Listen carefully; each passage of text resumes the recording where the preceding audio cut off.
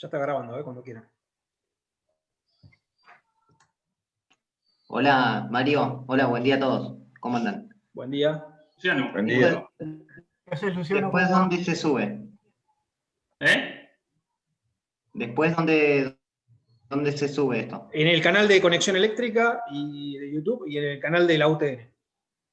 En el aula virtual también, ¿o no? Ah, gracias. Exacto, están los links en el aula virtual, correcto. No, en el aula virtual no, Walter, quedan los canales de YouTube porque lo llevamos como un link de YouTube. Porque como un link, exacto. Nos pidieron que no lo subiéramos al aula porque es mucha capacidad y le restamos a... Se le cuelga a los servidores, Sí, correcto.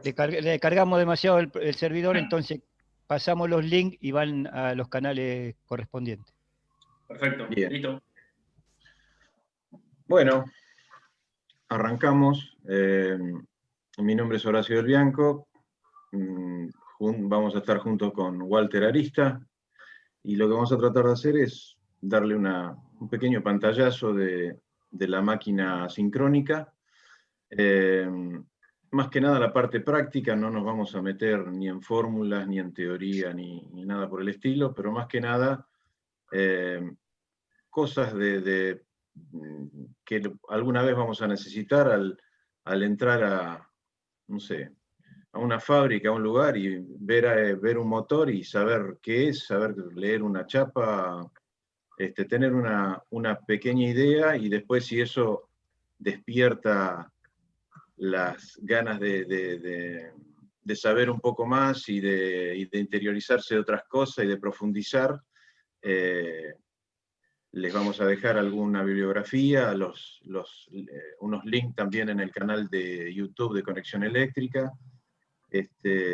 Pero bueno, esto es una primera aproximación al motor.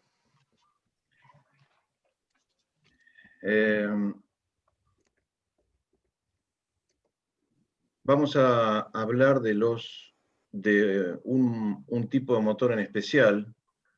Hay muchos, arrancando de los de corriente continua, que fueron en su momento los que más se usaban, los que tenían más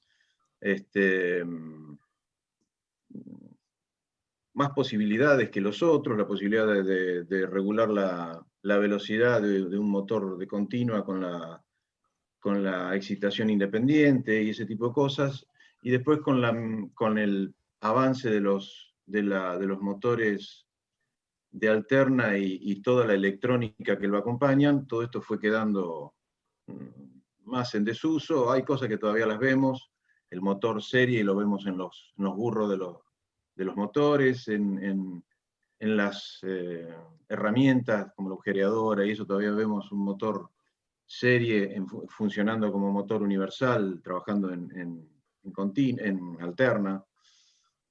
Los otros en general han ido quedando más en desuso, si bien alguno todavía permanece en funcionamiento, pero ya el uso es mucho menor. En cambio, en lo que es corriente alterna, tenemos la gran mayoría de... No pasó nada, que sean tranquilos. Casas de al lado. En lo que es corriente alterna tenemos acompañándonos en nuestras casas todos los monofásicos del aire acondicionado, de la heladera, de la lavarropa,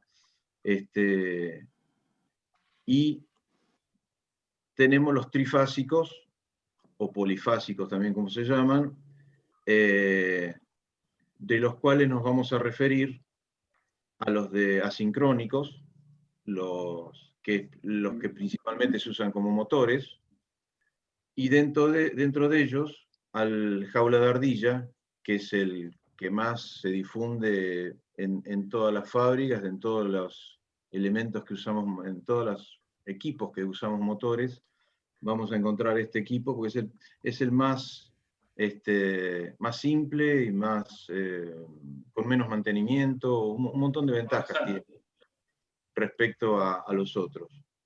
Así que bueno, nuestra intención de hoy, como lo decíamos, es hablar de los motores de inducción o asincrónicos, y es lo que vamos a tratar de dar algunos detalles.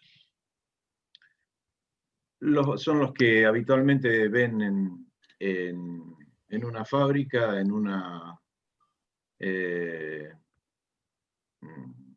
sí, en cualquier aplicación que necesite un trifásico, que necesite un poquito más de potencia, vamos a tener este tipo de motores. Clásico con sus aletas y el ventilador con el cubreventilador atrás, que permite que todas estas aletas mantengan refrigeradas la carcasa y permitan sacar de adentro todo el calor que se genera durante el funcionamiento. Las cajas de Bornera en distintas posiciones, que eso se solicita así, depende de lo que uno necesite, va a estar las cajas de Bornera, donde entran nuestros cables, y la salida de potencia en el eje para la función que deba cumplir. Internamente, y es no mucho más que esto nos vamos a meter, tenemos el eje con el rotor.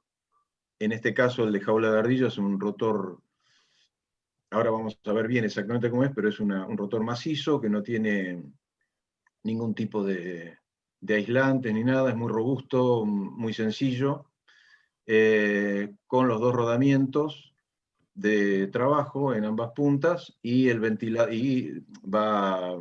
final lleva el ventilador, que es el que les decía que mantiene refrigerado toda esta carcasa.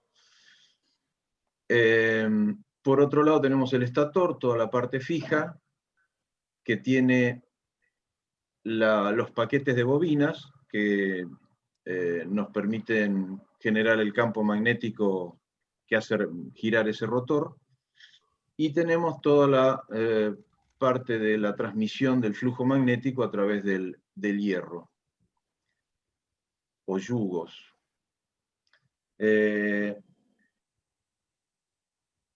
En el caso del rotor, decíamos que íbamos a decir un poco algún dato más. Son un conjunto de espiras en cortocircuito, y se le llama jaula de ardilla porque internamente lo que tiene son varios conductores casi paralelos al eje, tienen una pequeña curvatura, una pequeña inclinación para mejorar su funcionamiento, y están todos cortocircuitados con un anillo, pero como el flujo magnético se transmite muy bien a través del hierro y muy mal a través del aire, todo esto está cubierto con láminas paralelas que forman un rotor macizo por el cual se transmite nuestro flujo magnético, que nos permite que el rotor acompañe el giro de todo ese flujo y se mueva y impulse nuestra máquina. Las posibilidades más habituales de encontrar son los de rotor de anillos soldados, donde tenemos anillos, conductores que pasan por adentro de las placas estas, y después afuera están soldados, o los otros son los que dentro de las placas se forman los conductos y se llena con aluminio fundido, y eso forma nuestro rotor. Estos son los dos tipos más habituales.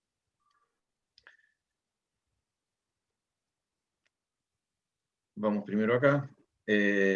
La otra parte, en el estator, que encontramos los devanados, le decía, los paquetes de bobinas, están distribuidos a 120 grados, porque eso nos permite que cada una de las fases de nuestro trifásico a 120 grados vaya generando sobre el rotor un flujo giratorio, un flujo rotante, y el rotor tiende a acompañar ese flujo y a mover nuestra máquina, la que tenemos conectada. más que nada nos metimos en esto para que entiendan lo que hablábamos al principio. En el motor vamos a ver la punta del rotor, que es la que acoplamos a lo que vamos a mover, y vamos a ver salir, vamos a ver salir en la bornera las puntas de las bobinas. Cada una de estas bobinas, que corresponde a una fase, va a tener su entrada y su salida, denominada de esta forma. En general, puede cambiar con algún fabricante, pero en algún general es este formato. B1, B2 para la segunda fase y W1, W2 para la tercera fase. Eso lo vamos a ver después en la bornera, y cada fabricante nos dice cómo conectar esos bornes, esas puntas de bobina, para trabajar de acuerdo a la distribución de energía que tenemos en ese país. Depende de las tensiones que trabajamos, y eso va a ser cómo conectamos este motor. Finalmente tenemos los circuitos magnéticos, como le comentaba, que es el conjunto de chapas de hierro al silicio, que es por donde se transmite mejor todo el flujo magnético y permite bajas pérdidas y buen acoplamiento entre las bobinas y el rotor.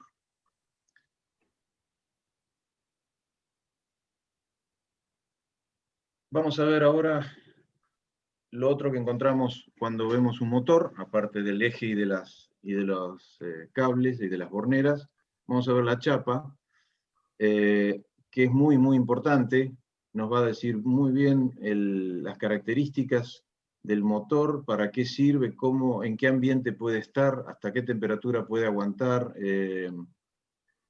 Y bueno, queríamos, alguno quizás sepa algunas cosas, otras no, queríamos un poco recordar, refrescar un poco la memoria.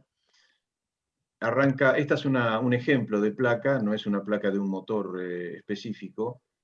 Arranca con el tema de 3 fases y de corriente alterna, con el símbolo la frecuencia de operación para la que está diseñado el motor, la norma de construcción de la Cámara Internacional de Electrotécnicos, una norma internacional que nos dice todas las características que tiene que tener cada tipo de motor, en este caso el trifásico asincrónico. Nos va a dar, iría acá el número de motor, la potencia nominal. Normalmente están puestos tanto en kilowatt como en caballo vapor, en las dos unidades. Las revoluciones por minuto nominales, que implican que son la velocidad que va a girar a plena carga, o sea, con estos 15 kilowatts. Luego tenemos, el tipo de aislación, que en este caso nos da la aislación F, y que es una clasificación también de esta entidad, de esta norma. Para cada tipo de aislación tenemos una temperatura máxima de trabajo y tenemos los elementos que constituyen toda la aislación.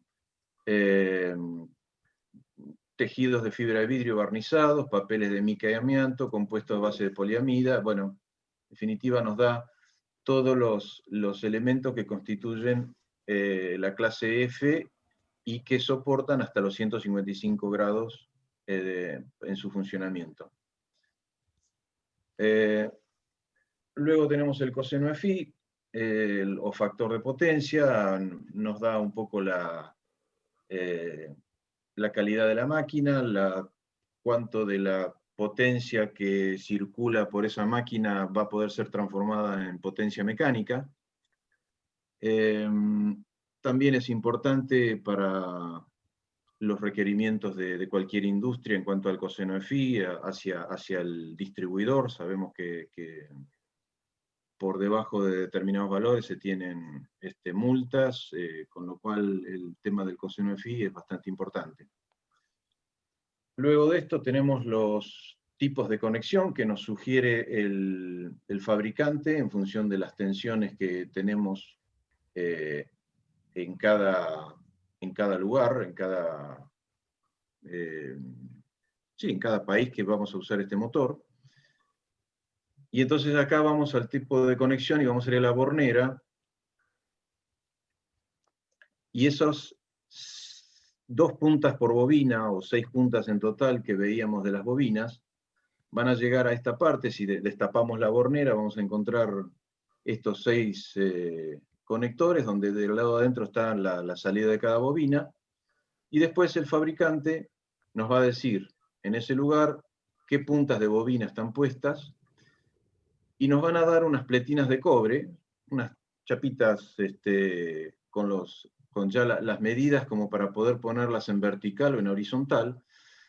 Y entonces, conectando todos los bornes que terminan de salida, que serían los que terminan en 2, lo que logramos es conectar la caja, hacer la conexión en estrella, y si las ponemos en vertical, ya la forma en que están puestos las terminales hace que queden en estrella. Vamos, otra vez al revés, en triángulo. Quedan la punta de una bobina conectada con la punta inicial de una bobina conectada con la punta final de la otra. Y se forma un triángulo. ¿Para qué sirve esto?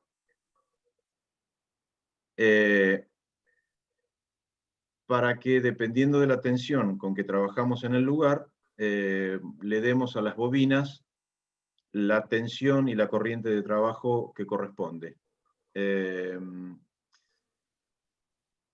un lugar que tenemos 400 volt entre líneas, la conectaríamos en estrella, y la corriente que circularía por cada línea sería de 29 amperes.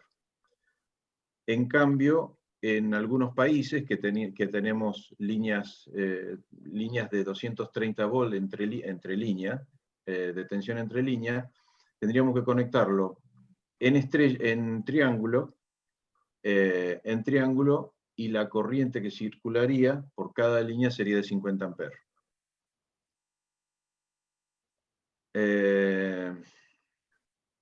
Bueno, luego de esto vamos a tener el número de catálogo, nos va a dar el tipo de motor que cada fabricante le da a su listado.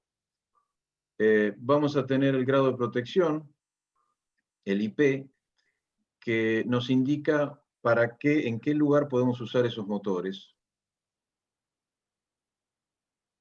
El IP es la protección contra ingreso de elementos.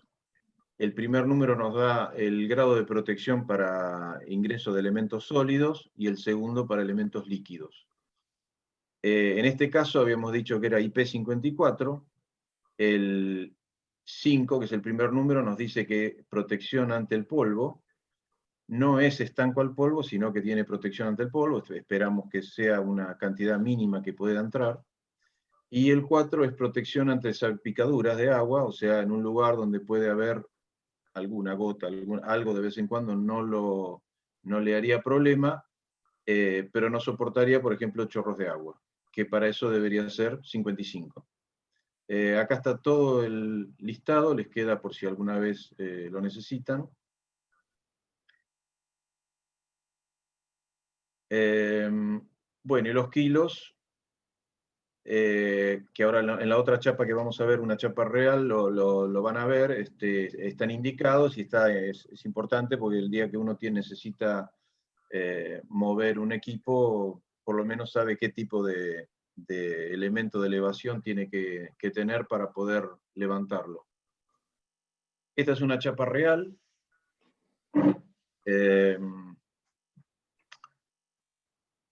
Acá ya incluye el tipo de motor, la fecha de fabricación, el número de motor ya directamente, es un motor real esto, los 93 kilos que pesa, la forma constructiva, que esto es, el IM nos indica para qué está previsto el motor, si para estar apoyado horizontalmente o de costado o verticalmente. Cada formato tiene un índice que nos da la forma que está indicado en la chapa. En este caso también tiene clasificación F en cuanto a aislación, y algo que no figuraba en la otra chapa, es el grado de eficiencia. El grado de eficiencia hace no tanto tiempo cambió por una nueva nomenclatura. Esta es un poco más vieja, y es lógico porque este es de un año de fabricación 2001. Nos da la calidad del motor, el rendimiento. Actualmente, las normas de IEC nos dan el IE1, que es este azul, que es el rendimiento estándar, el IE2, que es de alto rendimiento, y el IE3, que es rendimiento premium. Y si encontraran en algún momento algunos de estos indicadores de eficiencia anteriores, está en esta tabla la comparativa, y nos da que la eficiencia 1 de los antiguos equivale a algo más que el IE2 actual, y que la eficiencia 2 antigua equivale a algo más que la IE1 actual, como para poder compararlos en caso de tener que elegirlos. Otra característica que van a ver en los motores es la velocidad. No nos vamos a meter mucho a este tema, pero lo que sí queríamos que vieran que, bueno, en función de la cantidad de polos, la cantidad de veces que se repite una fase dentro del motor, y por eso un poco en su momento le mostraba esto. En este caso, la fase R, por decir algo, en una vuelta del rotor se repite una sola vez, son 50 ciclos por 60 segundos, son 3.000 ciclos, son 3.000 revoluciones por minuto, que va a tener un motor con una sola fase, y que genera un dipolo o un par de polos, ¿sí?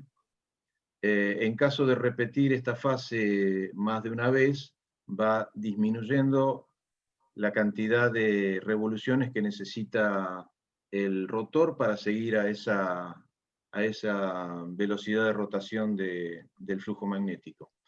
Con lo cual,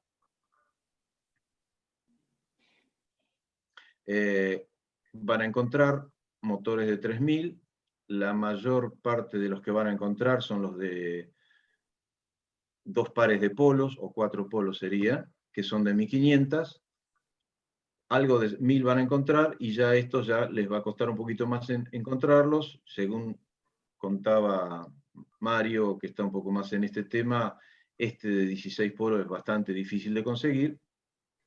Hay fabricado especialmente, hay mayores, hay generadores de centrales hidroeléctricas que giran a 90 revoluciones y que tienen 80 polos o 40 pares de polos, o sea, pero son fabricados específicamente. Lo que van a encontrar habitualmente son estos tres, y en principal el de 1500. Esa es la velocidad de sincronismo, pero el motor en sí gira a menos velocidad, si no, no tendría torque. Así que acá van a ver las velocidades típicas en general de cada tipo de motor. Para una velocidad de sincronismo de 3.000, los motores a plena carga van a estar a 2.900, 2.910, 15 por ahí, y si están en vacío van a estar en 2.980, 2.990, van a estar más cerca del sincronismo. ¿Qué característica tienen estos motores? Siempre gira a velocidad inferior a la velocidad de sincronismo, no puede llegar, si no, no tendría es como que va girando el campo magnético y el rotor va atrás agarrándose de ese campo, pero nunca llega a alcanzarlo. Cuanto más se aleja, más fuerza hace por llegar y es cuando tiene más torque, hasta un punto en donde ya no lo sigue más. Pero siempre vamos a encontrar que la velocidad de este motor es inferior al sincronismo y que en vacío aumenta la velocidad hasta casi la del sincronismo, muy poca diferencia. Ventajas, muchas. Reciben solamente la alimentación eléctrica del trifásico y no hay nada más. No hay escobillas, no hay elementos rozantes, el jaula de ardilla no tiene ningún mantenimiento, salvo revisar los rodamientos, verificar que estén bien, medirle vibraciones cada periodo que corresponda, 1 mes, 2 meses, 6 meses, depende del uso que tenga, pero después no tiene otro mantenimiento y otro desgaste que ese. El rotor de jaula de ardilla es muy robusto, no incluye el sistema aislante, claro, el rotor es solamente un montón de chapas con los conductores y los anillos, y está todo ajustado por los 2 extremos, y no tiene aislación, no tiene nada, con lo cual es muy, muy robusto. Tiene buen par de arranque. No me metí en eso, pero uno puede seleccionar el tipo de motor de acuerdo al par de arranque que quiere. Ante variaciones bruscas de carga no tiene problemas de estabilidad. Y bueno, y lo importante que es en costo son de los más bajo costo respecto a los que son de rotor bobinado, respecto a los que son sincrónicos. Estos son los más baratos. Y el costo de mantenimiento, por las cosas que hablábamos antes, de que no tiene ni escobillas, ni colectores, ni nada, también tiene un bajo costo de mantenimiento. Inconvenientes, la corriente de arranque es mucho mayor que la de funcionamiento, entre 3 y 7 veces, puede generar problemas, más si son motores grandes, puede generar problemas en las líneas que molestan a otros usuarios de esas líneas. En muchos casos es necesario disponer de procedimientos especiales de arranque, que es lo que ahora en unos momentos va a dar Walter. Y la variación de su velocidad implica la variación de frecuencia, y para eso es necesario convertidores electrónicos. Era lo que le contaba al principio. Antes se usaba motores de continua con algún variador, con algún variador independiente, y hoy con la parte electrónica se consigue una gran variedad de velocidades sin que se pierda calidad de torque y de potencia. Bueno. Ahí estaría lo que sigue, Walter. Gracias, Horacio. Muy buenas tardes, mi nombre es Walter Arista, alumno de la universidad. Pará, Walter. Muy clara, Horacio, tu explicación, ¿eh? Bueno, gracias. Sí, muy bueno, muy claro todo, ¿eh? Exacto. Vamos, Walter, todavía, ahora, arrancá. Un gran profe, Horacio, ¿eh? Qué grande. Vamos a ver el pollo de Javier que hace, a ver. ¿Cómo le vas a decir que es grande? Walter, ¿cómo le vas a decir que es grande a Horacio? Pará, más respeto. No tiremos con la edad, ¿eh? Vamos. Bueno, avanti. Bueno, buenas tardes. Mi nombre es Walter Arista, alumno de la Universidad Tecnológica, de la carrera de Ingeniería Eléctrica. Como explicó Horacio, el problema de los motores asíncronos es el arranque de los mismos, ya que si tenemos que mover gran inercia, el motor mismo mecánicamente no soportaría eso, ya que el eje puede producir torsión y flexión del mismo, y además el pico de corriente que obtendríamos sería enorme. Por lo tanto, no habría protección capaz que pueda soportar ese pico de corriente, las formas de controlar eso o variar la velocidad, ya que necesitaríamos una velocidad determinada, sería a través de la frecuencia o de los pares de polo.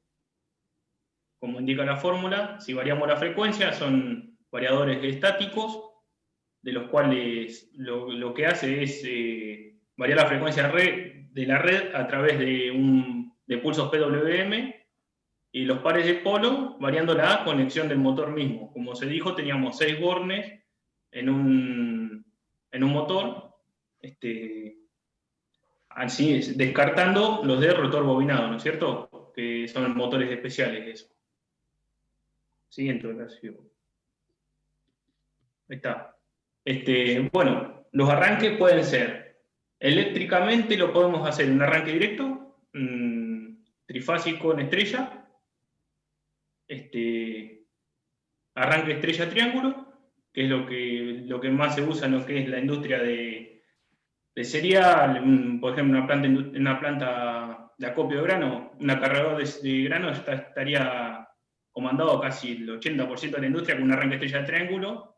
Hoy en día lo que se está usando, ya que se ha bajado tanto el costo de lo que es los arrancadores estáticos, que los elementos maniobra de estrella-triángulo en precio es más o menos equitativamente el precio de un arrancador estático.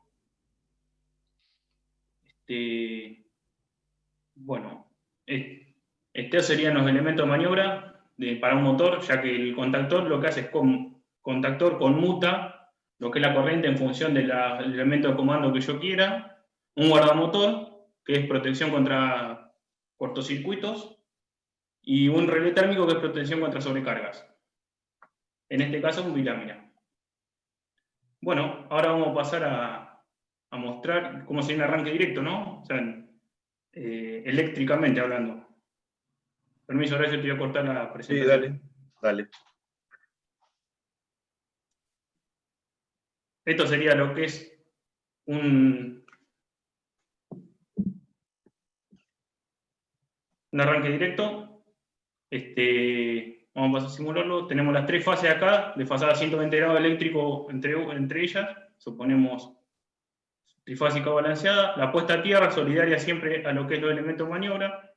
Lo pasamos a energizar el motor a través de un interruptor automático o un seccionado portafusible. Le damos marcha y nuestro motor estaría girando. ¿No es cierto? Esto, la desventaja, como dijimos, es que en el pico del momento de apretar el pulsador,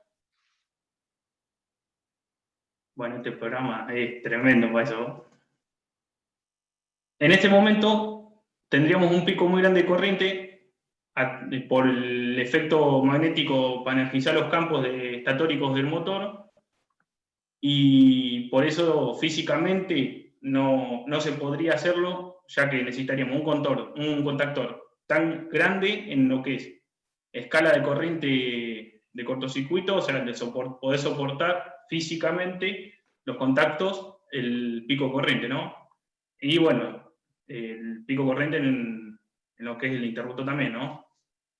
Estos motores se usan más que nada en arranque directo, se puso una bomba sumergible de 3/4 HP, 1 HP, no, a lo sumo una bomba por ahí para hacer hidrolavado, puede ser.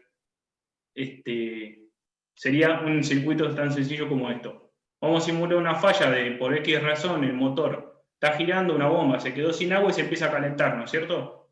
Bueno, para eso estaría la protección contra sobrecarga, sería el relé bilámina que vimos anteriormente. Lo soportamos.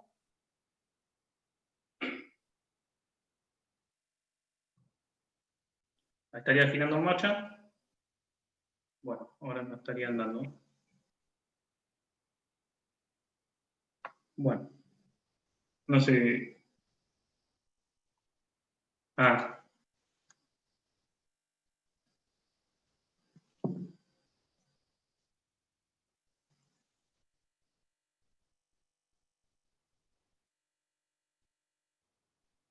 Estaría girando ahí en marcha revoluciones nominales, el motor por X razón.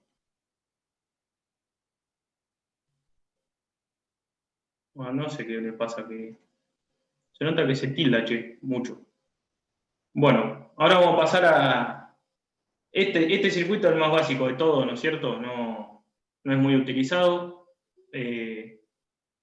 Por lo tanto, vamos a pasar a lo que es el arranque estrella-triángulo, que Horacio creo que va...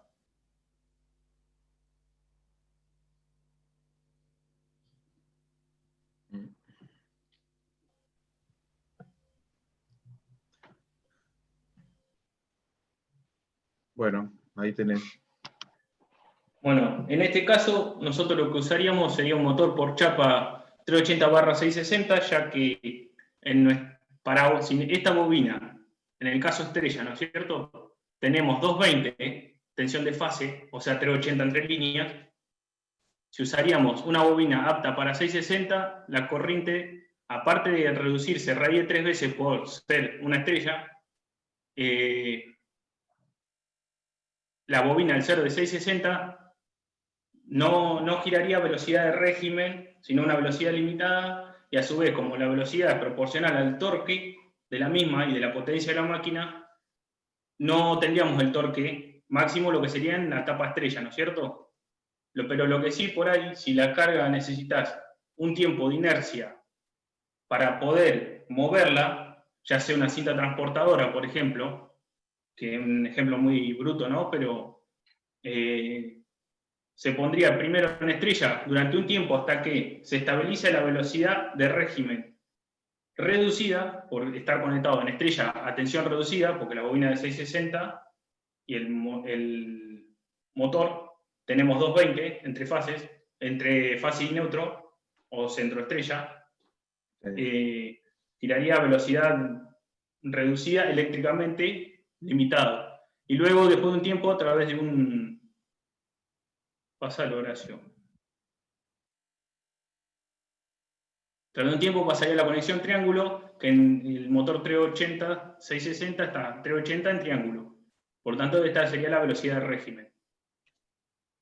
Acá podemos observar, matemáticamente, no nos quisimos meter mucho en lo que es matemática para que se entienda, pero se reduce 3 veces la corriente en estrella, con respecto a la del triángulo. A razón de 3 veces. En definitiva, lo que se hace es vencer la inercia inicial, de tal manera de que no se llega a la velocidad de régimen, pero sí se mueve y se evita ese pico inicial, ese pico es mucho menor, y después recién se cambia a la definitiva, y entonces logramos algo más plano, o sea, un arranque sin ese pico inicial. Sí, pico de corriente y de carga inercial, ¿no es cierto? Esto sería lo que es un tablero estrella-triángulo. Acá podemos ver lo que es el temporizador, que es el que comanda los 3 contactores. Tenemos el contactor directo de línea, el del triángulo y el de la estrella. Acá, como se puede observar, están cortocircuitados para poder formar el centro estrella, ¿no es cierto? Acá tenemos la protección contra sobrecargas y está contra la de cortocircuitos, que debe ser un interruptor automático, térmica, guardamotor, protección magnética, curva MA. Y bueno, solidario con lo que es el relevo térmico bien calibrado, ¿no es cierto?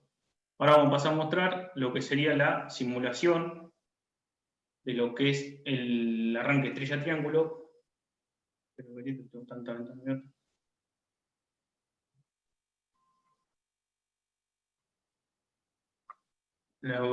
Acá, como podemos observar, esta sería la parte de potencia del conexionado estrella-triángulo, un motor como mostró Horacio, es con los 6 cables de bornera afuera, la puesta a tierra solidaria, lo que es el sistema, contactor de línea, contactor de triángulo y contactor de estrella. Acá, como se puede observar, acá no se intercambian las fases porque ya se intercambiaron en los bornes de motores.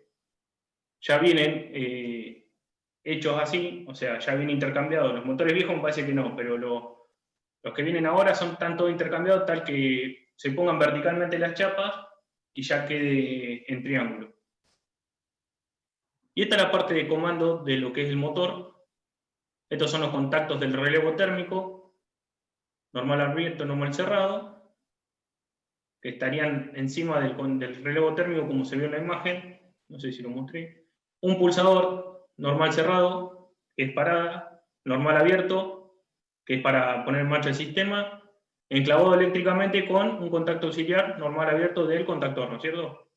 Del KM1, del contactor de línea. Acá le agregamos lo que es un contacto auxiliar normal abierto, que si el relevo térmico presenta una falla y salta por X razón, ya sea por calentamiento, se quedó sin agua la bomba, se deterioró la aislación y empezó a calentarse el cobre adentro, entonces este relevo térmico no corta lo que es la parte de potencia, seguiría funcionando hasta que la parte de comando lo detectas, salta a través de las biláminas y se detecta, para eléctricamente el motor y detecta el testigo de falla, ¿no es cierto? Vamos a pasar a mostrar. Ahí estaríamos conexionando la parte de potencia, la parte de triángulo. Ahí estaríamos andando el motor, girando en sentido horario.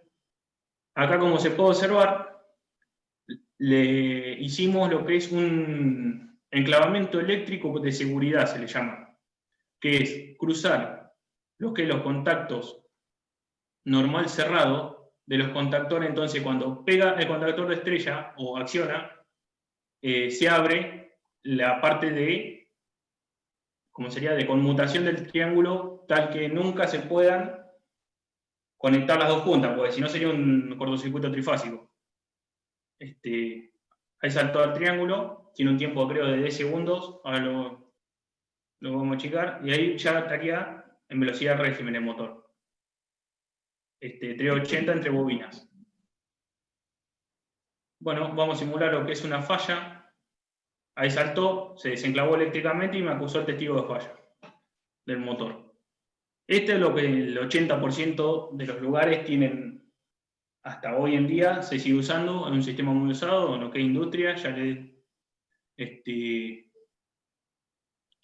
y bueno, esto es lo que sería el temporizador también, que se le puede...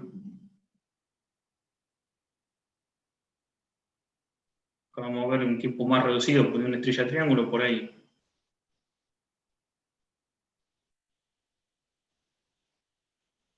Bueno, Horacio. Sí, vamos.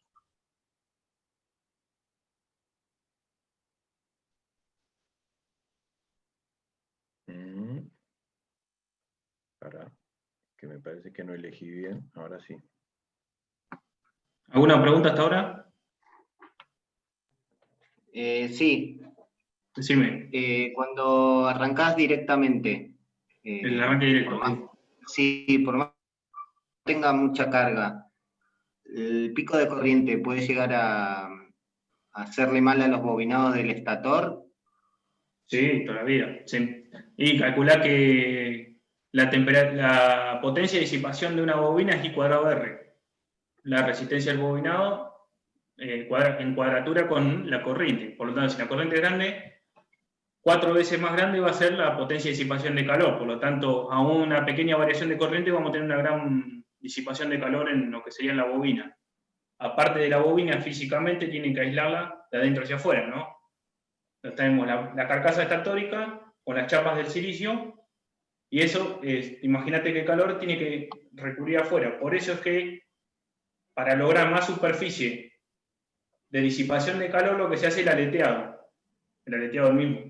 Entonces, si vos sacás la superficie, no es la superficie de la circunferencia, va a ser mucho más por el solo hecho de ir y volver en cada aleta. Claro, como los motores que no tienen radiador de agua, que también hacen aleteado los motores exactamente, de motor 2 tiempos, por ejemplo. Motor, no sé. Claro, no, yo preguntaba del estator porque no sé muy bien el tiempo que tiene esa sobrecorriente. Y va a depender del motor, de la clase de aislación, más que nada. Va a Esa sobrecorriente es relativamente fija, lo que varía es la duración. si vos arrancás el motor en vacío, si bien alcanza las 3 a 5, 7 veces la nominal, la duración es muy chiquitita, estamos hablando de milisegundos. En cambio, si lo arrancás en carga, la amplitud de esa corriente es la misma, pero dura más tiempo. Y ahí está la complicación, porque aparte también esos excesos de corriente generan, igual que en los transformadores, problemas mecánicos. Los campos eléctricos tienden a alejar o acercar los cables o las chapas en los transformadores y hacen que se aflojen, con lo cual conviene que sea el menor tiempo posible en caso de no tener otra opción que hacer la directa, por lo cual vas a ver que cuando vos arrancás una bomba, por ejemplo, la arrancás con la válvula cerrada, cosa de que esté en vacío. Y una vez que arrancó, ahí le empezás a dar carga de a poco. Para minimizar el tiempo, ya que no podés cambiar la amplitud. Perdón, hago un comentario. Como decía bien Horacio y Walter, tiene que ver con la carga también, ¿no? Y el tiempo de la inercia para mover esa carga y ponerla en régimen, ¿sí? Para eso, también cuando se selecciona la protección, hay una característica que se pide, es la clase de la protección, ¿sí? Que puede ser clase 10, clase 20, clase 30. Ese número... Esa es la protección contra sobrecarga. Es claro, eso representa el tiempo, ¿sí? Que esa perturbación, ¿sí? Va a durar, digamos, ¿no? Un arranque estándar es clase 10, ¿sí?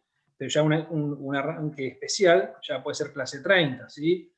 Imagínense unas aspas de un ventilador, de un impulsor de aire, ¿sí? Que pueden tener 2 metros de largo cada aspa, ¿sí? Poner en régimen ese tipo de cargas demanda tiempo. Entonces, lo que se hace es seleccionar la carga adecuada, la protección adecuada para ese arranque. Era ese comentario que quería agregar. Bárbaro. Aporto otro comentario. Hola. Aporto otro comentario. Dale. No solamente siguiendo lo que decía Horacio y Mario, son problemas eléctricos, son problemas mecánicos. Acuérdense que la fuerza que produce una corriente, F igual a B por I por L por B, también provoca en los devanados estatóricos un importante momento. Y ustedes si ven, por eso son los que se barnizan, se atan para contener esa fuerza mecánica que se produce en el momento de arranque o en el momento de trabajo. Por eso también es que se trata de disminuir la corriente de arranque para bajar los esfuerzos mecánicos. Tal cual, perfecto. O sea, básicamente, primero lo que tenés que saber, qué carga tenés, ¿no? No es lo mismo una bomba, un compresor, un forzador de aire, como dijo Mario. Primero hay que saber eso. En base a eso se elige el motor. Una vez que se elige el motor, ya teniendo los datos eléctricos, se eligen las protecciones. Correcto. Eso fíjense que los compresores normalmente que se arrancan descomprimidos y después se le da carga. Se le acopla el cilindro los cilindros de carga de aire. Tiene el descompresor, el famoso descompresor, ¿no? Perfecto. ¿Alguna otra pregunta? Antes de pasar por el arranque estático. No sé, Luis, si querés aportar algo más vos. No, todo perfecto. Es lo que vimos el otro día justo en la clase. Exacto, por eso los invitamos a los alumnos de integración. Bueno, como se dijo antiguamente, para variar la velocidad de un motor se puede variar en función directamente proporcional de la frecuencia o inversamente proporcional a los pares de polo eléctrico de la bobina o magnético si se ve adentro del motor, ¿no es cierto? Eso depende de la configuración. Para los arranques estáticos, acá tengo un arrancador suave de la gran empresa Siemens. Acá tenemos un representante. El arrancador suave o arrancador electrónico lo que hace Los chivos los cobramos aparte. Cuando se pueda hacer reuniones le vamos a cobrar. Dale. El arrancador suave lo que hace sería, por un PWM, trocear la función senoidal corriente, y eso es lo que por Fourier se conoce, lo de descomponerle en armónicas, ¿no? O en distintas frecuencias. Eso es lo que hace los arrancadores suaves,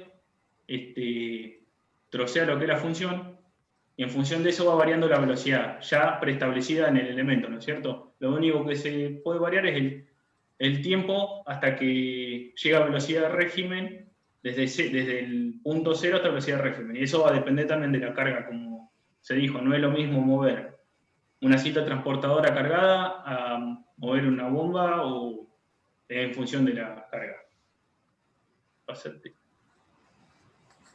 Ahí está. Esto sería un arrancador suave en tablero, con su guardamotor para protección magnética, los fusibles de comando, un relé y, bueno, una térmica común. Vamos a pasar a ver la simulación del arrancador suave. Dale. El programa es medio limitado para eso. Esto es un arrancador suave. Acá tenemos el arrancador, una protección térmica, magnetotérmica en este caso. Vamos a accionarlo. Accionamos la parte de comando. Ahí está en parada.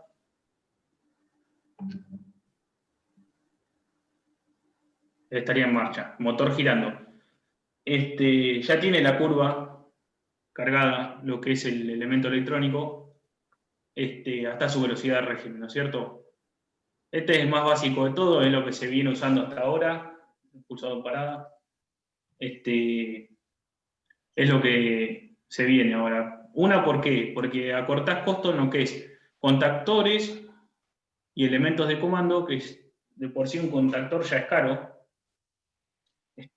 Por más que no sea una clase AC4 o AC3, que depende en función de la carga que vaya a mover, sino que se reemplazaría por uno solo y el elemento, el arrancador suave o arrancador electrónico, lo que se conoce. ¿Sacó? Sacaron. Como se puede ver, es mucho más sencillo lo que es el arrancador suave, ya la parte de comando. O sea, eléctricamente es más sencillo, hablando, ¿no es cierto? Y esto es lo que es un variador de frecuencia.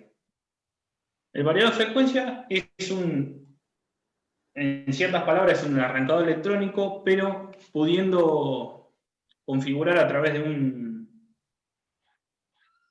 programador lo que sería, por ejemplo, no sé, tenemos un presostato para mover lo que es un flujo de agua. Ese presostato va a caer a ciertas vueltas, entonces lo que hace el variador de frecuencia, lee la caída de presión dentro del caño, y lo que va a hacer va a dar más revolución al motor, produciendo que el mismo aumente la presión hasta la presión deseada tabulada ya en el variador. Es más un elemento de control de motor. Se usa mucho en lo que es bombas de agua. Es caro, es un sistema caro, pero tiene mucha versatilidad en lo que es en funciones, ¿no es cierto? Se pueden hacer muchas cosas con esto. Por ejemplo, una de las grandes ventajas es, por ejemplo, nosotros tenemos que poner un motor trifásico, una bomba, en algún lugar de, no sé, Montehermoso, por ejemplo, por decir un ejemplo, ¿no? Una bomba sumergible, y la bomba que compraron era trifásica, y yo tengo línea monofásica y no quiero gastar plata para bajar la línea trifásica porque me cobra mucho la cooperativa eléctrica. Entonces lo que se hace es que se compra un variador de frecuencia monofásico a trifásico, o sea, esto para baja potencia, ¿no es cierto? Pudiendo que el elemento electrónico lo que hace es simular su onda a 3 ondas desfasadas a 120 grados eléctricos, pudiendo mover el motor.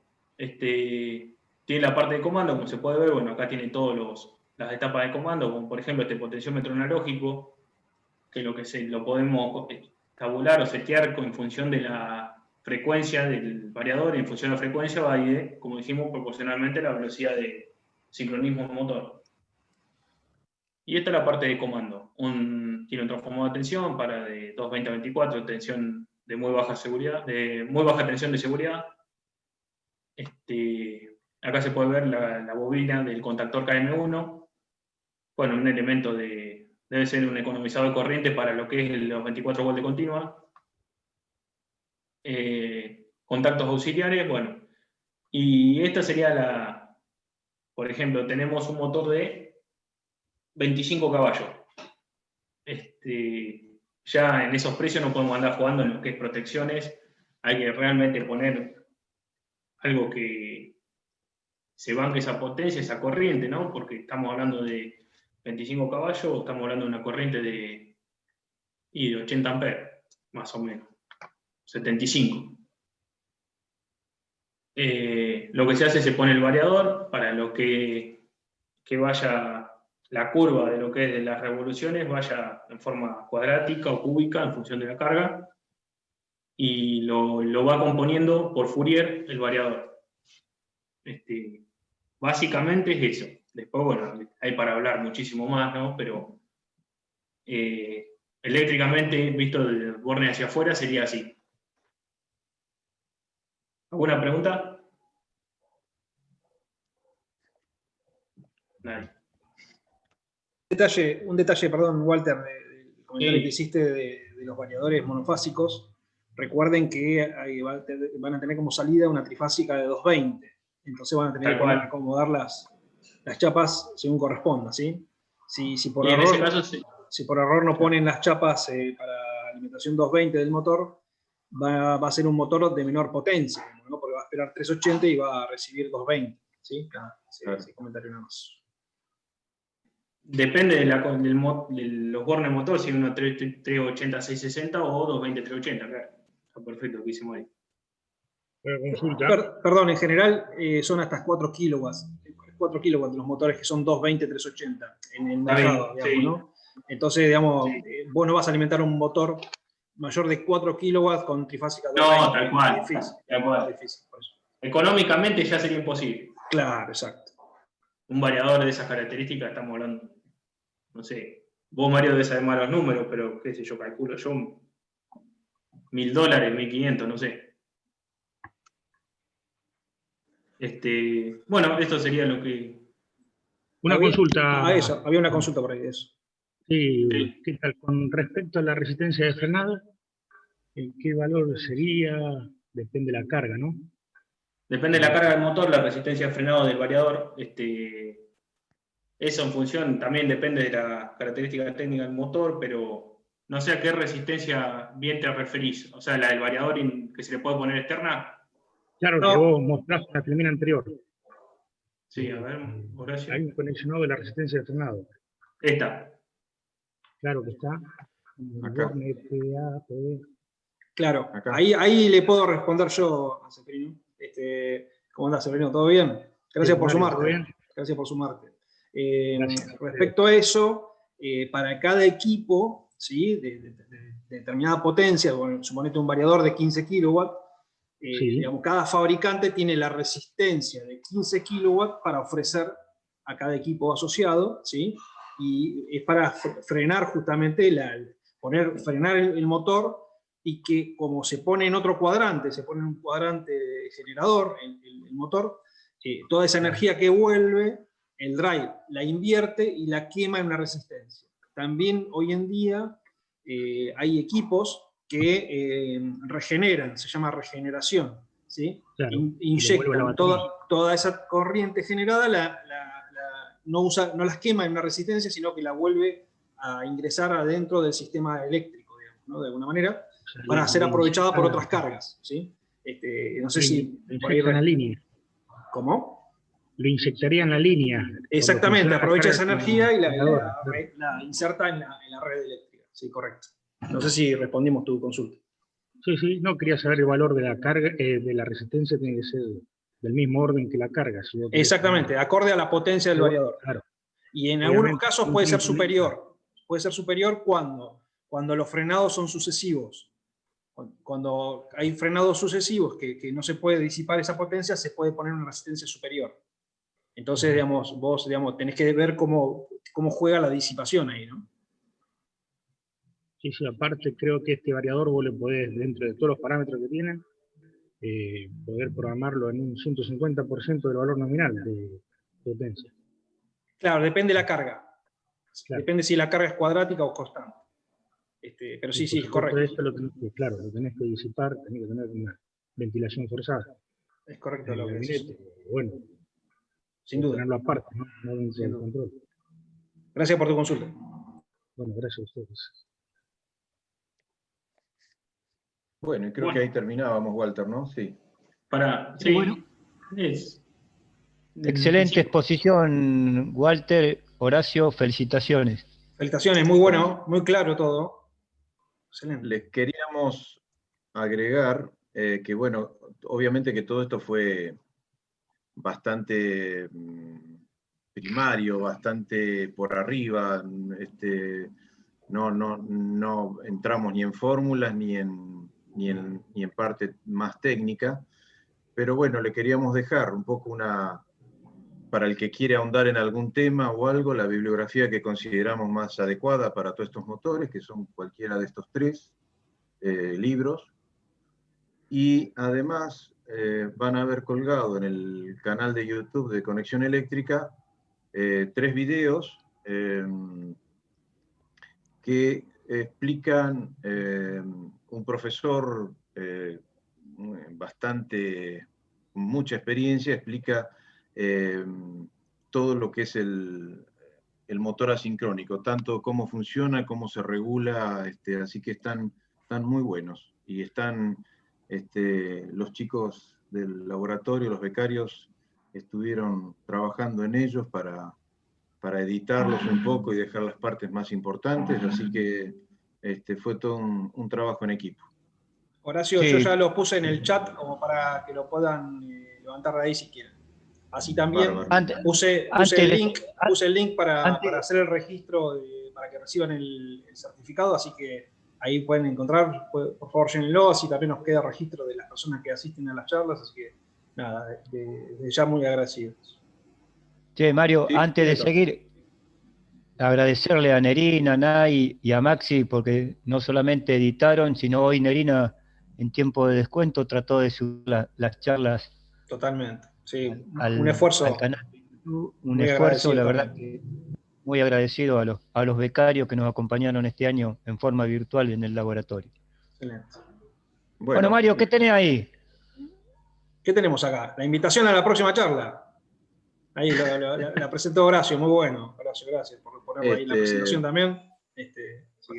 Así que nos veremos el sábado próximo con este tema de energías renovables, pero que en este caso es de ciudades sustentables. Perfecto, y lo va a dar el arquitecto Daniel Pedroni, que trabaja como secretario de Planeamiento para el Desarrollo Sustentable de la Municipalidad de Montehermoso. Así que acá hay gente por ahí de la zona también, así que están todos invitados. Yo en la semana les envío el link para la reunión. Perfecto.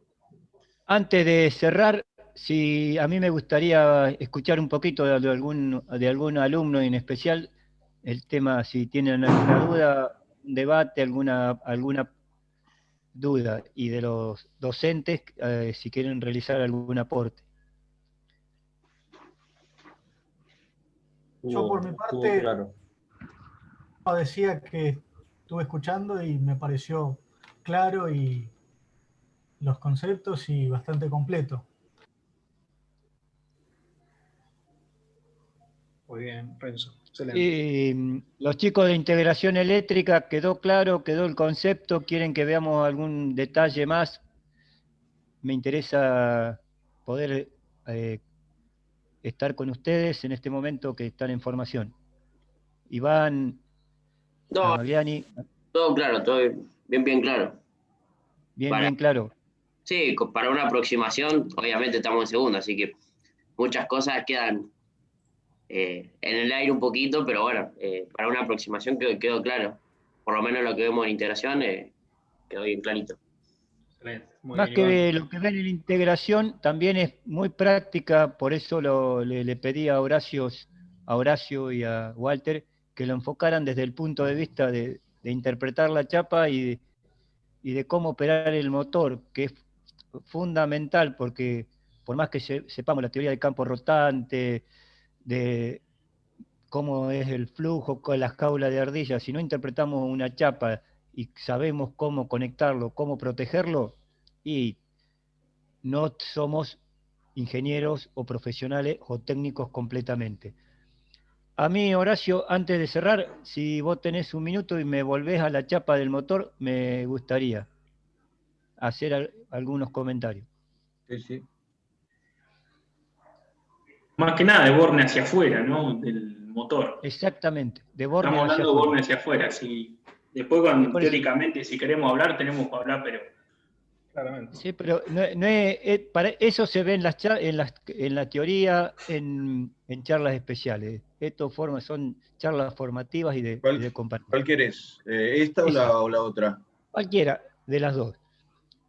Bueno. Yo quiero recalcar un concepto que a veces nos cuesta entender. Nosotros usamos en República Argentina 220, 380 o en la actualidad también se dice 230, 400. Eso es lo que tenemos como sistema eléctrico nacional. Yo no puedo modificar los 380 volt o los 220 volt, generalizando 400 y 230. Entonces yo me tengo que adaptar a ese tipo de tensión. Entonces yo voy a poder conectar la máquina en estrella o en triángulo.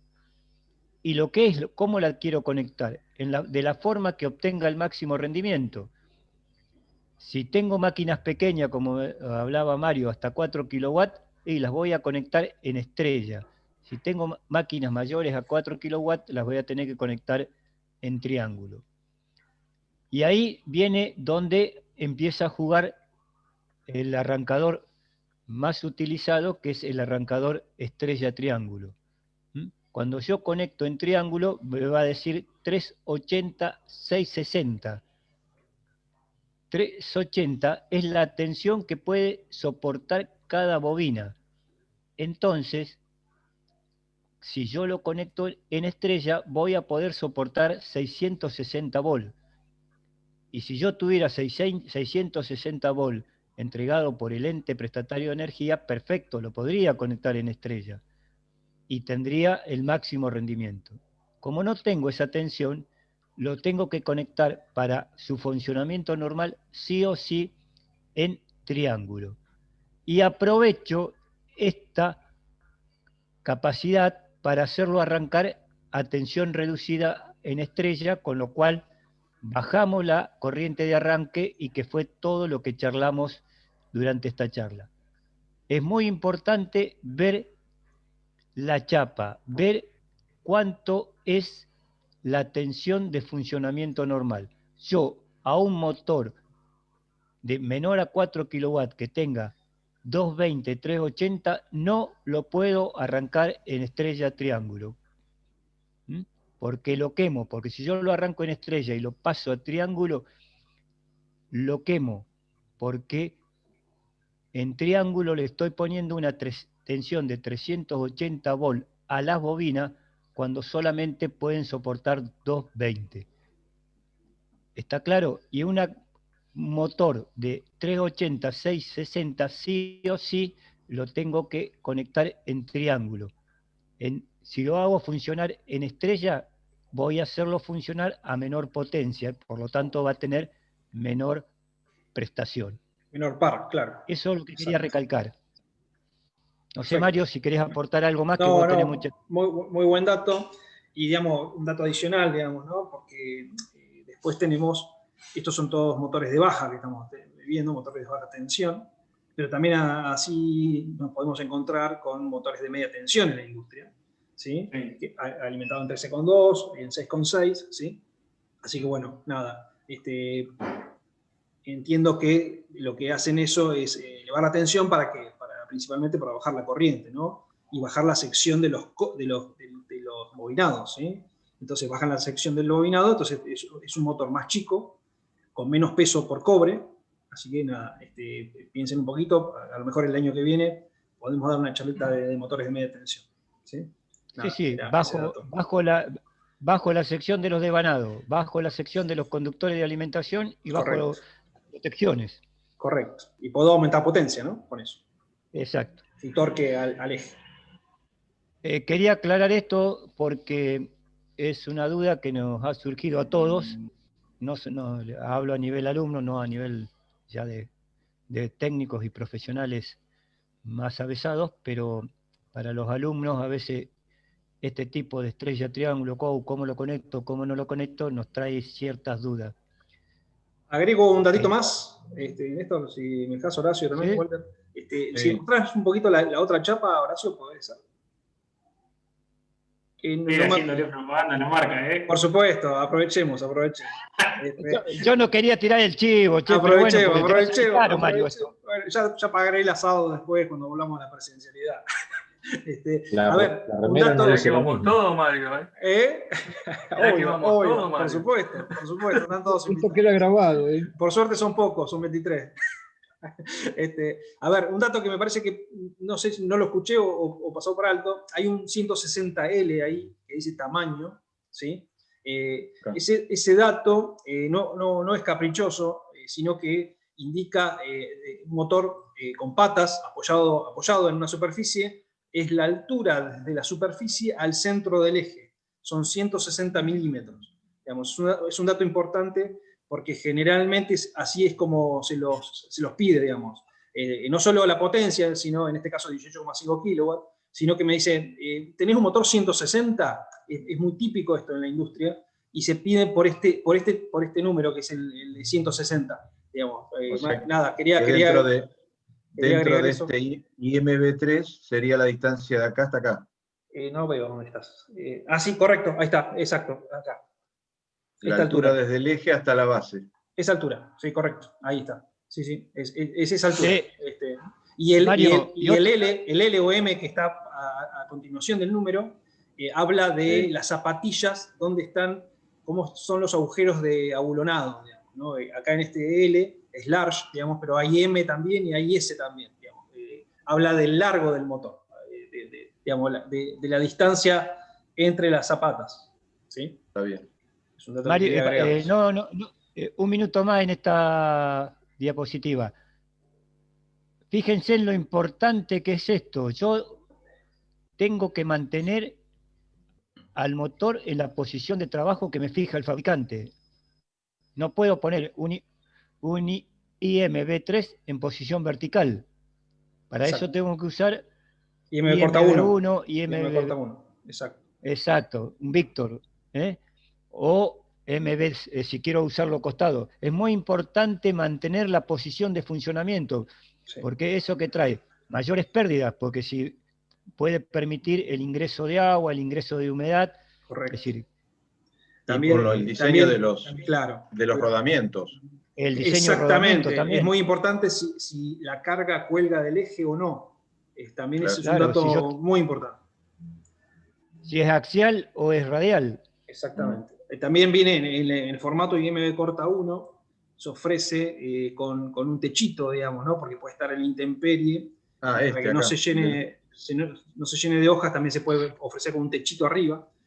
Otro dato importante, que no menor, es cuando se usan variadores de velocidad, a veces no se puede bajar extremadamente la velocidad del motor porque perdemos la autoventilación, que está calculada para los 50 Hz. ¿Sí? Para eso, o se limita a una frecuencia mínima, que podría ser 17, 20 Hz, o se pone un forzador, un motor forzado, un motor independiente, para que mantenga las revoluciones del ventilador y pueda mantenerlo refrigerado. Es un dato importante a la hora de seleccionar un motor, ¿sí? También hay motores con freno, ¿sí? Un poco ahí lo mencionaban también, ténganlo en cuenta eso también. Bueno, Luis, vos como también docente experimentado, ¿querés hacer algún aporte? No, me parece interesante los puntos que se tocaron porque son las dudas que siempre tienen todos los que arrancan, ¿no? Correcto. El tema de la chapa y el famoso tema de arranque estrella triángulo. Yo siempre me acuerdo, cuando hablo de estrella triángulo, hablo de cuando iba a la carnicería y arrancaba en la sierra Cierto. con la perilla de 3 posiciones, que me dice Mario que todavía existe. Sí, sí. La Befen, la Sí, que famosa a Befen. ojo, eso es a ojo y a sonido. El tipo escuchaba más o menos cuando había levantado la suficiente cantidad de vueltas y le mandaba. No había temporizador, Luis, ahí, ¿no? ¿Cómo? No había temporizador ahí, Luis, era manual. Era Era por decibeles. por decibeles. Exacto. Cuando vibraba ahí detrás, lo pasaba. Y bueno, y ahí ves cómo arranca en vacío la máquina, sin carga, y después el carnicero, cuando veía que tenía toda la plena potencia, le metía la costilla. Cierto. Claro.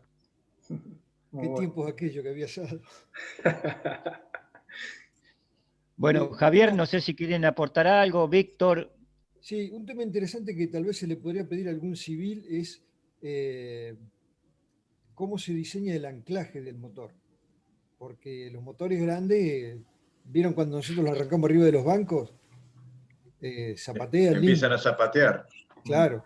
O sea, cómo hay que considerar el fundamento y la base de los motores grandes. Es un tema interesante también. Sin duda. Bueno. Hacerlo independiente de las vibraciones, por ahí. Bueno, también, las vibraciones también, porque algunos van montados fijos, otros sobre superficies que no son tan fijas. Todo un tema las vibraciones. No, sí, anclaje y vibración es un tema. Por sí, un tema per se. Que la verdad que muy buena charla. Horacio disparó varios comentarios. Eso te iba a decir, generó varias consultas, muy bueno, muy completo. Excelente. Javier, no sé, vos, ustedes que han trabajado haciendo, ¿tienen alguna otra duda? ¿El arranque estrella, triángulo? Muy claro, y como decían, son temas recurrentes como para arrancar, y lo que es chapa motor, y bueno, todo lo que es el principio de funcionamiento. Creo que más que nada, y por ahí yo lo veo también del lado, uno da en escuelas técnicas, y muchas veces lo que sucede cuando uno termina, se recibe de técnico, va a trabajar a una fábrica y te encontrás con un motor de eso que capaz que en la escuela lo viste y otras veces no. Y lo primero que te preguntan es, che, ¿vos sos técnico? Sí, tomá, hacelo arrancar. Claro, entonces, conectalo. Y conectalo, y te tiraron el manual por la cabeza. Claro, y muchas veces eso es lo que yo le digo a los chicos, te va a pasar eso y aprender a ver un manual, aprender a mirar una chapa y aprender a hacer las conexiones, más que nada lo más sencillo, porque si de última ese miedo ya lo perdiste, que es el primer conexionado, lo otro es después decir, bueno, a ver, tengo el variador de velocidad, ya me animo a conectarlo, pero ya perdí ese miedo que ya en algún momento ya lo vi, y no es un cimbronazo de golpe que hasta uno se pone nervioso o te puedes mandar alguna macana, ¿no? Pero creo que muy linda charla, y como para comienzo y arranque está muy bueno, muy interesante, muy clarito. Y ¿Quién no se pegó un sustito cuando sintió pegar el primer contactor, no? Claro, es cierto. El primer tazo del contactor. A ver, también, Néstor, es un poco lo que nos diferencia como tecnológicos, ¿no? Nosotros desde el primer año ya hacemos una puesta en marcha de un arranque directo, y eso hace por ahí la diferencia también con nuestros egresados también, ¿no? Es un poco la idea. Bueno, es lo que tratamos de hacer desde el grupo Conexión, porque nosotros todas estas charlas están orientadas tal vez no tanto a lo teórico, sino a lo práctico, como dice Mario, para que los alumnos de nuestra universidad, a través del grupo, hagan los palotes básicos y también compartirlo con escuelas secundarias y con público, la comunidad en general, para que sirva como formación, ¿no? Y transmisión de conocimiento. Sin duda, es cierto. Y Walter, contanos un poquito antes de cerrar, ¿qué te motivó a dar esta charla? Lo amenazó Horacio, Néstor, eso no te va a decir. Acá, sí. Me llamó de Viena. No, lo amenazó con la nota. Yo no soy becario, fui el año pasado becario. Lo que hice la charla, porque qué sé yo, de alguna forma hay que devolverle algo a la universidad también, ¿no? Ya sea en forma de charla o algo, pues realmente lo que aprendí ahí, o sea, lo que he ido aprendiendo a lo largo de la escuela técnica y la universidad en sí, qué sé yo, me he podido desarrollar lo que es en trabajos eléctricos, ¿no? Ya sea de ir a una planta asilo y ver un arranque estrella triángulo y vos decís, acá tenés todos los cables conmigo por las ratas y vos decís, bueno, ¿cómo tengo que arrancar? El proceso ese, desde que vos lo viste hasta que arrancaste a trabajar, yo en mi caso lo que hago, me llevo un lápiz y un papel y me pongo a dibujar el circuito de memoria. Arrancar, decir, bueno, normal cerrado, normal abierto, hasta llegar al famoso estrella triángulo y ver, después empezar a medir, a ver continuidad o lo que sea. Y bueno, esa herramienta me la ha ido dando la escuela técnica y la universidad, todo, ¿no? Así que bueno, esto sirve también para los chicos que están siempre apuntando a los alumnos. Somos todos formadores, somos todos docentes, un alumno de segundo formador de un alumno de primero, ¿no? Y así sucesivamente. Y lo que decís vos, por eso yo había escuchado tu comentario, y es muy importante que todos devolvamos lo que la República Argentina ha puesto en nosotros, en educación, porque tener una educación gratuita es un lujo en este país, independientemente de los gobiernos, de las políticas. No me quiero meter en eso, y no es charla para este foro, pero tener una educación gratuita que nos permite una ascendencia social a casi todos los que estamos acá, es muy importante, y devolver, como dice Walter, también es muy importante, porque tenemos que seguir luchando por esa educación libre y gratuita que nos permite alcanzar lo que somos como sociedad, como clase media argentina. Yo soy un convencido que la única forma de poder ascender es a través del estudio. No sé si alguien quiere aportar algo más. Yo quería agregar algo, Néstor. Sí, Víctor, por favor. Primero, felicitar a Walter, ¿sí? Ya que es estudiante y sé lo difícil que es expresar a veces los conocimientos. Eso para que sepan los alumnos que no es fácil dar clase, y felicitarlo al profesor también. Creo que Horacio fue profesor. Horacio. Horacio. Muy bien, la verdad que está haciendo muy buen trabajo con la gente, digamos, con los estudiantes, ¿no? Que primero, antes de todo, son personas, y bueno, por lo que veo, lo que lleva a esto es que nuestros chicos, lo importante es, como le digo a mis alumnos también, que ellos se capaciten y se larguen a hablar. Ellos tienen que hablar y demostrar los conocimientos, que muchas veces por ahí cuesta. Le digo porque a mí me ha pasado, y bueno, no es fácil. Así que a Horacio, felicitaciones, y a Walter también, muy bien, porque bueno, él es alumno y se puso del lado del que está el profesor, y para que vea que no es fácil la clase, y lo hizo muy bien, la verdad que lo hizo muy bien. Yo aprendí cosas que no sé, porque yo soy ingeniero electrónico, hay muchas cosas que, si bien van de la mano electromecánica o electricidad con electrónica, pero ustedes están en el tema de motores, toda la parte trifásica, los electrónicos los vemos muy por arriba, y quiero agradecer porque me abrió un poco la mente, y bueno, este material lo voy a tener, lo voy a sacar también para dárselo a mis alumnos en máquinas eléctricas. Así que felicitarlos a ambos, a todos, y muy contento de participar en estas charlas. Espero que el año que viene se sigan dando. Bueno, Víctor, muchas gracias por tu palabra. Muchísimas gracias. Por supuesto que vamos a seguir, y algunas presenciales vamos a tener que dar también. A ver, José Donato no está ahí, ya que está el único, que a ver si queda algún otro docente. Bueno, también quiero felicitar a los dos disertantes. Bueno, al ingeniero Del Bianco, yo lo que me acuerdo, cuando llevé a los chicos al laboratorio, hicimos la puesta en paralelo. Me acuerdo. Muy buena clase, y bueno, todavía quedaron fotos de esa puesta en paralelo. Muy bien. ¿Se acuerda, ingeniero? Sí, me acuerdo de eso. Sí. Bueno, es una de las cosas que doy yo, la puesta en paralelo de generadores y todo eso. Y bueno, la parte de motores en máquinas eléctricas, esto es fundamental.